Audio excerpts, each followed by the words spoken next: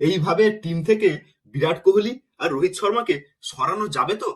যে সমস্ত কুচক্রীরা প্ল্যান করছে ওয়ানডে থেকেও বিরাট কোহলি আর রোহিত শর্মাকে সরিয়ে দেবে, তাদের সব প্ল্যান কিন্তু ভেস্তে দিচ্ছে রো জুটি। কি খেলাটাই না খেলছে, কি পারফরমেন্সটাই না করছে। টেস্ট থেকে রিটায়ারমেন্ট করতে বাধ্য করা হয়েছে, যদিও বলা হচ্ছে যে এটা তাদের পার্সোনাল ডিসিশন ছিল, যে তারা টি-20 থেকে রিটায়ারমেন্ট নিয়েছে আর টেস্ট থেকেও রিটায়ারমেন্ট নিয়েছে। কিন্তু পেছনে যে একটা অদৃশ্য কলকাঠি নড়ছিল, সেটা কিন্তু আমাদের বুঝতে বাকি ছিল না। আর সেই অশুভ শক্তি চাইছিল আগামী ওডিআই বিশ্বকাপেও রোহিত শর্মা আর বিরাট কোহলিকে ছেটে দিতে আর নতুন টিম তৈরি করে ওয়ার্ল্ড কাপ জিততে। কিন্তু কিন্তু রোহিত শর্মা আর বিরাট কোহলি যে এখনো পর্যন্ত ফুরিয়ে যায়নি, তারা আবার প্রমাণ করে দিল। তারা আবার কামব্যাক করলো, আর কামব্যাক করে দেখিয়ে দিল কেন তাদেরকে মডার্ন ওডিআই ক্রিকেটের বেস্ট ব্যাটসম্যান বলা হয়। কেন তাদের বলা হয়? রোহিত শর্মা ওয়ানডে ক্রিকেট হিস্ট্রিতে সব থেকে বেশি রান করেছে, 264 run. Virat Kohli one day cricket হিস্ট্রিতে সব থেকে বেশি সেঞ্চুরি করেছে, 52টা সেঞ্চুরি। আর আর এই রোহিত শর্মা, এই বিরাট কোহলি প্রতিটা মুহূর্তে, প্রতিটা সময় টিম ইন্ডিয়ার হয়ে উল্লেখযোগ্য পারফরমেন্স দিয়েছে। হিটম্যান রোহিত শর্মা যবে থেকে টিম ইন্ডিয়ার হয়ে ওডিআই খেলছে, তবে থেকেই ভালো ভালো বিশাল বড় বড় স্টার্ট দিয়েছে টিম ইন্ডিয়াকে। 2019 ওয়ার্ল্ড কাপের কথাই ভাবুন, রোহিত শর্মা একাই পাঁচটা সেঞ্চুরি করেছিল। 2023 সালের ওয়ার্ল্ড কাপে বারবার প্রতিটা ম্যাচে নিচে থেকে প্রথমে এসে পাওয়ার প্লেতে ইন্ডিয়াকে বুস্ট আপ করে দিয়ে গেছে, প্রয়োজনীয় রান করে দিয়ে গেছে। চ্যাম্পিয়ন্স ট্রফির কথা ভাবুন, চ্যাম্পিয়ন্স ট্রফিতে ফাইনাল ম্যাচে ইম্পর্টেন্ট ইনিংস খেলেছে বিরাট কোহলি, রোহিত শর্মা যে কোনো সময় যে কোনো মুহূর্তে ভালো পারফরমেন্স করেছে। আর বিরাট কোহলির কথা আমরা কি বলবো, কিং অলওয়েজ কিং হয়। সে রাজা ছিল, রাজা থাকবে।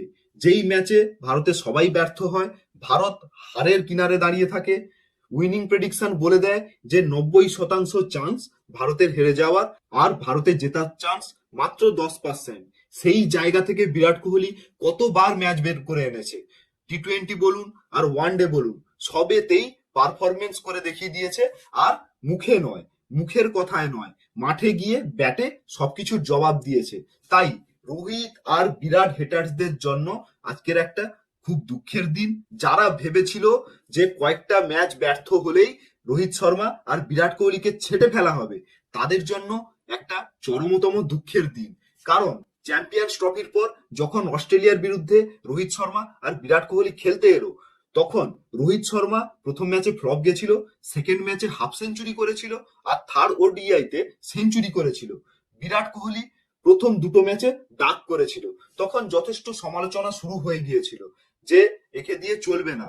কিন্তু 3 নম্বর ওডিআইতে 74 রান করে একটা অসাধারণ কামব্যাক করেছিল। আর এখন সাউথ আফ্রিকার সিরিজের শুরুতেই রোহিত আর কোহলি জুটির ডিস্ট্রাকশন দেখা গেল। রোহিত শর্মা করলো 57 রান, আর বিরাট কোহলি করলো হিউজ 135 রান, 7খানা ছক্কা মেরেছে। ভাবা যায়?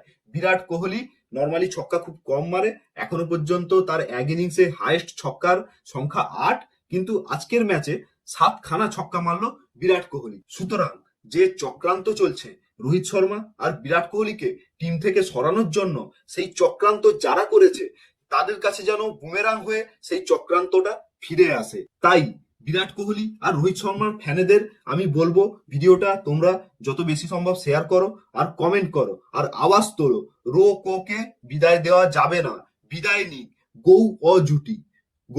বলতে আমি কাদের কথা বলছি অবশ্যই বুঝতে পারছেন, আমাদের মহান কোচ আর আমাদের মহান সিলেক্টর। তাই তাদের জবাব ব্যাটে মাঠে দেয়, মুখের কথায় নয়। তাই তাদের মতো এক্সপিরিয়েন্স প্লেয়ারকে টিম থেকে সরানো উচিত হবে কিনা কমেন্ট করে জানাতে তোমরা ভুলবে না। আর রোহিত শর্মা, বিরাট কোহলি যে পারফরমেন্স দিচ্ছে, সেই পারফরমেন্স দিয়ে ভারতকে আরো অনেক অনেক ম্যাচ জিতাক, বিরাট কোহলি আরো অনেক সেঞ্চুরি করুক, হিটম্যান রোহিত শর্মা অনবদ্য সব পুল শট আমরা আরো দেখতে পাই। এটাই তো আমাদের মতো ক্রিকেট ফ্যানেদের আশা, যে আমরা একটা ভালো ক্রিকেট ম্যাচ দেখতে পাবো, উপভোগ করতে পারবো। দেখা যাক বন্ধুরা, চক্রান্ত যেতে না রোকোর পারফরমেন্স যেতে। আসছি আবার নতুন ভিডিও নিয়ে। ভিডিওটা ভালো লাগলে আমার চ্যানেল ক্রিকটক উইথ অগ্নিকে সাবস্ক্রাইব করতে ভুলবে না। দেখা হচ্ছে পরের ভিডিওতে। জয় হিন্দ।